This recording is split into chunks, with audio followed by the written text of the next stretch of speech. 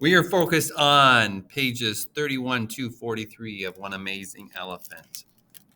All right, this bad news. Dad and I shiver outside, and the sky snuggles up close to nighttime.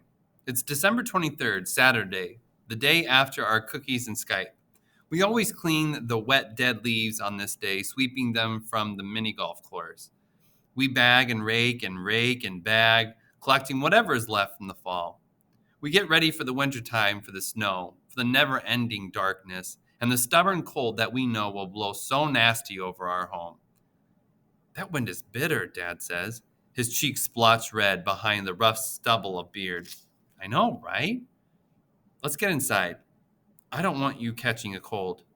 We prop our rakes against the big rickety wooden pirate ship that people walk through at the entrance to the golf course, sailing fast on their way to a good time. The pirate ship echoes empty at this time of the year. The wind blusters through it. If ships had wishes, this one would be wishing for summer, that's for sure. Now the grounds are all cleaned up and ready for Santa, Dad says, like always. Dad, I say, I'm going to be 13. I don't believe. We all need to believe, Dad replies. I just grin and go along with it, following Dad into the cabin. I'm chowing down on a Rice Krispie treat when Dad's cell phone rings. We've just put a pot of water on the stove to boil for hot chocolate. Magic Mountain Campground, Dad says in his business voice. He listens. Dad's body stiffens. His eyes widen with surprise. Oh my. Oh no. Oh, Violet, he says. I stop chewing, sticky sweetness gluing my lips. The stove ticks. The water is getting hot. Okay, Dad says. We'll get on Skype right away. I swallow. What? I ask. What's wrong? Dad doesn't seem to hear me. He's standing at the kitchen table, flipping open his laptop and logging in quickly to Skype. What happened? I asked. Grandma wants to tell you something, he says. Sit down, honey. Uh-oh. Sitting down is what you do for bad news. I drag over a kitchen chair. It squeaks and complains across the floor. Grandma's face fills the screen. Her hair flies wild around her face. Her eyes bulge, puffy and red. Her mouth is turned down, and everything about her seems to sag. Where's Grandpa? I ask, breathing fast. Honey, Grandpa had a heart attack tonight. Grandma pauses, licks her lips, looks down. He's gone, sweetheart. Grandpa Bill died. I'm frozen to the chair, shocked. Am I dreaming this? How? When? Why? 3 words, that's all I can say. My own heart is attacking my body, hammering like something mad and alive. Grandma Violet dissolves. She starts to cry. Nobody knows how or why. I don't know what time. Just doesn't even feel real. No way. No. He was fine just last night, right? He was fine. So confused. He was, replies Grandma, and then he wasn't. My heart falls like a dropped ball, bounces uncontrollably around the floor. The water on the stove is bubbling furiously, crazily trying to escape the pot. I look at Dad. Tears dribble down his face, tracing slow, awkward paths through the beard stubble. He puts his arm around my shoulders, draws me close. We will see him again, says Grandma, in heaven. But that's so far away, I say. Too long to wait. I know, honey, says Grandma, but sometimes we just have no say. We just have to wait. It's not up to us. I nod and blink. I don't want to cry on Skype. I've got to be strong for my grandma. It's okay to cry, hon, Grandma says. That's what we need to do when someone we love leaves. We need to get it out. And so I do. I let go and I weep. I don't know what I'm going to do without my grandpa in my life. Dad goes to turn off the stove, dumps the boiling water in the sink. Nobody cares about hot chocolate at a time like this. It can't fix a thing. I love you to the moon, says Grandma before we sign off. Love you too, I say. My voice breaks, shatters like a fallen light bulb. Love Grandpa too. And then I start to sob again, as if this bad news is once again brand new. The giant has died. The giant has died, and I cry. Elephants do cry. I tried. I really tried to keep him alive.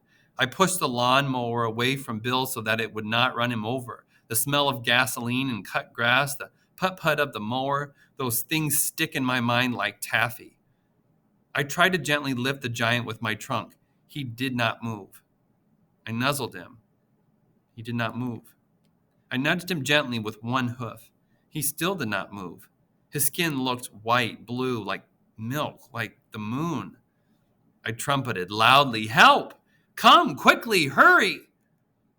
I rumbled, I ran, I stampeded until Violet and Julia came, and then the winter camp neighbors, and then the ambulance with frantic red flashing lights and screaming siren.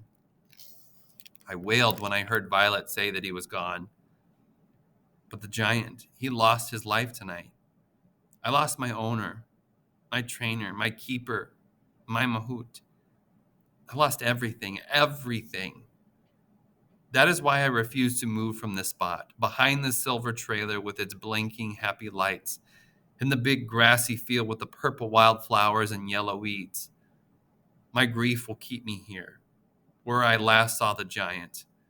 I can smell him still, my best friend Bill. Bill the giant. He had a large heart too, and that heart killed him in the end. They took him away in the ambulance, but I can still smell him. The scent of his skin, the salt, it lingers on my trunk. Oh, I miss Bill. I'm alone. I am so, so alone. A big decision. I sleep in until 10 the next morning, on this Christmas Eve Sunday. The sky hangs gray, not much different between night and morning. For a split second, I forget about last night and the bad news, but then I remember again. That's the problem with waking up. Eventually, you remember. "Good morning, sleepyhead," Dad says when I blunder into the kitchen in pink flannel pajamas, my eyes full of sleep and grouchy denial. "Morning," I mumble. It's not exactly good. "Every day, no matter how sad, has something good in it," Dad says. He cracks eggs into a red bowl. I just shrug, shake my head, bite the inside of my cheek hard so that I don't start to cry. That's a trick I learned when I was little. Keep the pain on the inside. "I have something for you to think about, Lily," Dad says. "It's a big decision, but unfortunately you have to make it pretty quick." He whips the eggs, puts butter in the frying pan, turns on the stove. Sizzle fills the room. "What?" I sink down into the kitchen chair, running my hands through the tangles in my hair. "Well, here's the thing, Lily. Grandma called early this morning and she's thinking about the funeral. She'd really like for you to be there, and so she found a great deal on holiday airfare on some website. She'd pay half and I can cover the other half, but you'd have to fly today." "Today?" Dad nods. He pours the eggs into the hot butter, stirs and scrambles. "Grandma's all ready with her credit card as soon as you give her the word. I can get you to the airport in less than an hour. You'd have to pack your bag pretty quick. We'd stop first and get you a cell phone." "My own phone?" "Just one with minutes for a texting plan. Like to keep in touch with quick stuff or, for emergencies." "What other kind of emergency could possibly happen? My grandpa already died." "So I know you've never flown, sweetheart, and I'm really sorry that I can't afford to get myself a ticket too, but I know you'll be fine. You're a smart girl and you're brave." "I'm so not brave." "You're smart and you have a great big heart, and that great big heart is exactly what Grandma Violet needs right now." "But what about Christmas? It's Christmas Eve." I pick at a little rip in the plastic tablecloth, making it bigger. "I know," Dad says, "and I'll save it for you. Some things can wait, even your favorite holiday." I look at the tree. I look at the star. I look at the plates of cookies and treats made by Dad and me. I look at the wrapped gifts under the tree. "Promise? You promise to wait." "You can count on me," my dad says, and I know I can. Dad pours me a big glass of orange juice, puts some eggs on a plate for me, and hands me the bottle of ketchup.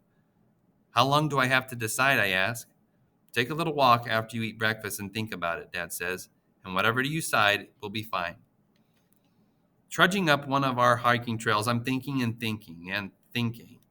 But what if my mother is mean to me? What if the elephant charges me or smothers me? What if I'm scared, all alone, way up high in the sky? What if I get lost? What if I can't figure out the airport?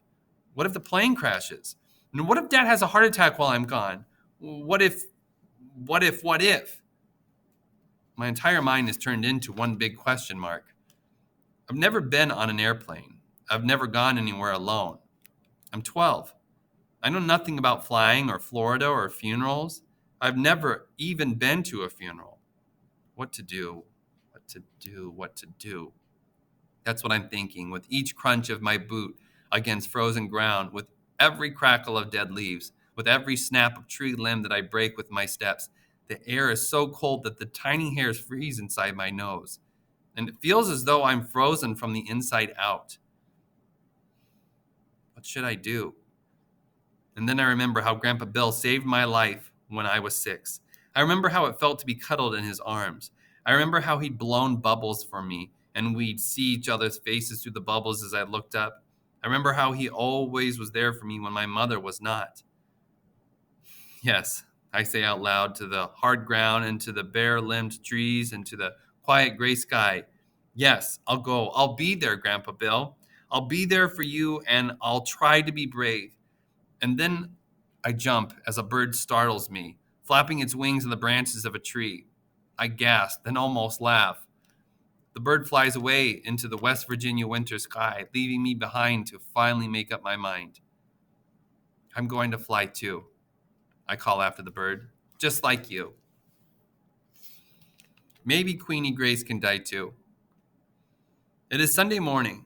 Violet lugs buckets after bucket of water from the hose. She dumps them, sloshing the water into my trough. She does not speak. The giant always had words, sometimes song. It was as if his spirit rose with the sun. I am not thirsty. I am not hungry. I do not want carrots, she offers. I do not like the taste of Violet's hand in my water. I long for Bill. Where is Bill? Where do people go when they leave their bodies? Violet looks up at me. She meets my eyes with hers. I miss him too, you know, she says. Her voice is a whisper. The daughter, Trulia, rambles outside of the trailer. She walks with the man, Mike, who smells of secrets and sneakiness. They go to the car and they drive away. The fire-eating man, Charlie, comes out of his trailer. He settles into his rocking chair, staring at me and smoking his smelly cigar. His wife, Mary, the bearded lady, comes outside too. She strokes her beard. He smokes. Such a shame, she says. I always liked Bill. Charlie takes a cigar from his mouth, points it at me. It was the elephant, he says. That darn elephant probably killed him. I always told Bill that elephant would be the death of him yet. Oh, says Mary. Queenie Grace wouldn't hurt a flea. Charlie just stares at me, his eyes mean and hard under his cowboy hat. Charlie has a beard, bushy and black like his wife's. Charlie makes my skin quiver. We need to get that critter out of Givetown, he says, before it hurts somebody else. I hang my head. I agree with Mary. I would not harm a flea. I stand sad and scared in this place, in the spot where I last saw my friend.